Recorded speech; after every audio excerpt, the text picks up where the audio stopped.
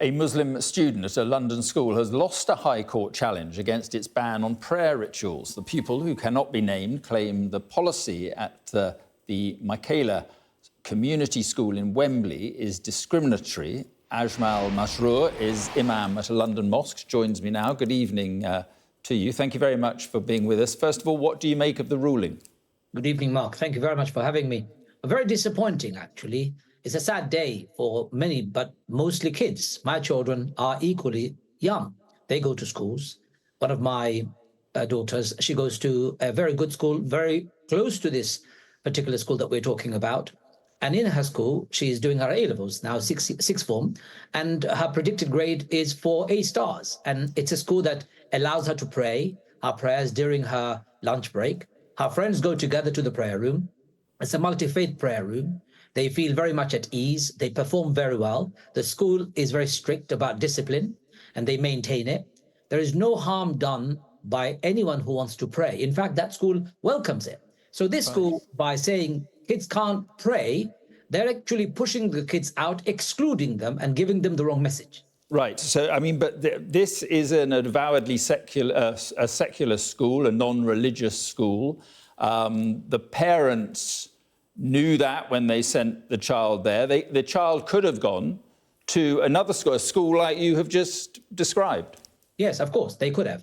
And would this school that is avowedly secular, as you call it, would they be banning Christmas holidays because that's based on Christian values? Would they be banning Easter holidays, again based on Christian values? Would they be banning our national anthem that says God save the king because God is religious? I'm just sensing a hypocritical stance on the part of this school. The head teacher herself, she comes from a minority ethnic background. I understand that. And I also understand that she has been a very acclaimed head teacher. But that doesn't give her the right to impose secular values on people who would otherwise be celebrating their own religion. And part of secularism, Mark, is to be inclusive, not to be intolerant. Well, I mean, it's an interesting point on inclusion because she said, the school head says, allowing prayer rituals risks undermining inclusion.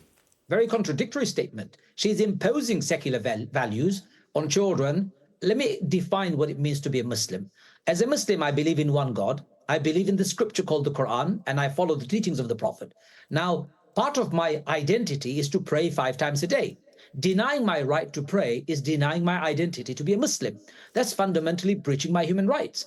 And that head teacher should know that. Inclusivity means celebrating my difference and my faith needs, including other people's, and allowing that safe space for me to flourish. Right.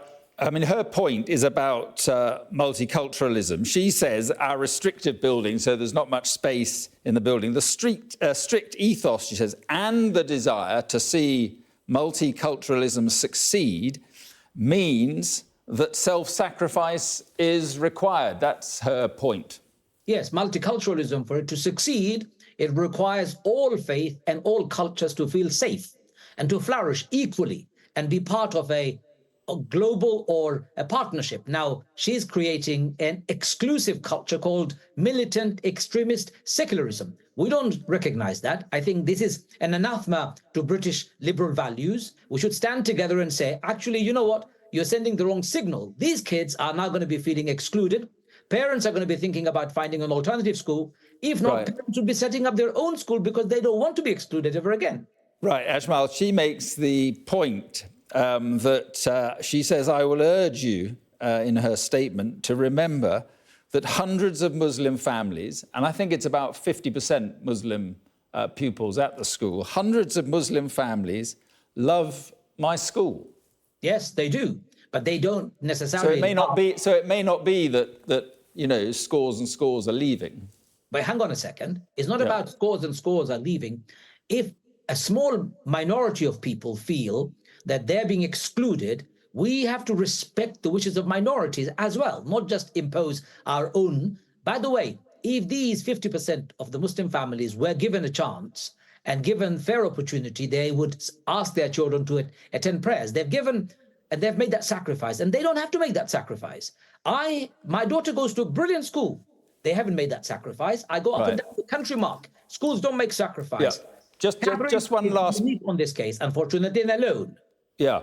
Just one last point. We've only got 45 seconds left. I mean, there was this point made during the hearing that some pupils felt they were being coerced into praying. I've seen kids complaining, being coerced into taking drugs or smoking or painting their hair blue. Kids are kids. We as adults have to behave better than that. We need to create a safe space where everyone feel included, celebrated, and not othered. And Catherine has created a culture of otherness, secular, militant, extreme version of secularism. Our idea of liberal value means we include others, we celebrate our diversity, and we don't push our children out of school. OK, Ajmal Masroor, I appreciate your time this evening. Thanks for coming on.